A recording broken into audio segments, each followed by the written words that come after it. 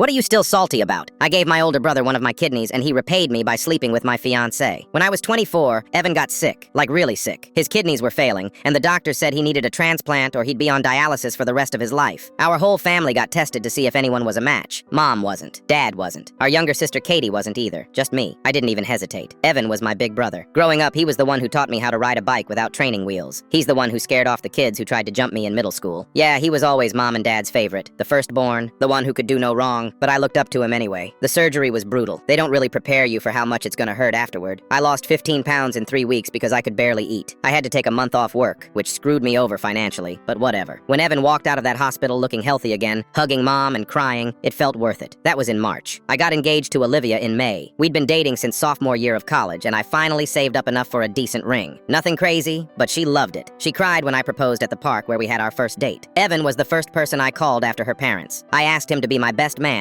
and he said yes immediately. The wedding was set for October. Everything was going smooth until around August. That's when Olivia and Evan started hanging out more. At first, it made sense. She'd ask him about centerpiece ideas or what kind of whiskey I liked for the groomsmen gifts. He'd pick her up from work sometimes when I was stuck doing overtime at the warehouse. They'd grab coffee and talk about wedding stuff. I thought it was cool that they got along so well. My buddy Travis asked me once if I thought it was weird how much time they spent together. I told him he watched too many movies. This was my brother, the guy who literally had part of me inside him, keeping him alive. In September, I noticed Olivia's phone was always face down. She'd get texts and walk to another room to answer them. When I asked who it was, she'd say work, or her mom, or Katie. I believed her because why wouldn't I? 1 week before the wedding, she came over to my apartment looking like she hadn't slept. I was excited because we were supposed to finalize the seating chart, but she just stood in the doorway crying. She told me everything. Her and Evan had been hooking up since July. It started after some family barbecue where they both got drunk and stayed up talking after everyone left. She said it wasn't planned, that it just happened, that she didn't know how to stop it, that she still loved me but she couldn't marry me feeling like this. I just stared at her. I didn't yell, didn't throw anything. I asked her to leave, and she did. Then I drove to Evan's place. He lived like 10 minutes away in this apartment our parents helped him pay for after the transplant because he couldn't work full-time yet. He opened the door, and I could tell by his face that he already knew why I was there. I asked him if it was true. He didn't deny it. He just said, "I'm sorry, man. I didn't mean for it to happen." I asked him how long. He said 2 months. I asked him how many times. He wouldn't answer. I asked if it was worth it. He said he didn't know what to say. I told him I wanted my kidney back, which was stupid, but I wasn't thinking straight. Then I left. I called off the wedding the next day. Lost the deposit on the venue, the caterer, everything. Olivia texted me a bunch of times trying to explain herself, but I blocked her. Katie called me crying, saying she couldn't believe what Evan did. But when I talked to Mom and Dad, they tried to stay neutral. Dad said it was complicated. Mom said people make mistakes and that Evan feels terrible. I asked Mom if she'd feel the same way if Evan had stolen my car instead of my fiancée. She didn't answer. I moved 2 hours away after that. Got a job at a different warehouse. Started over. Katie visits me sometimes, but I haven't spoken to Evan since that night. Not at Christmas. Not at Dad's birthday. Nothing.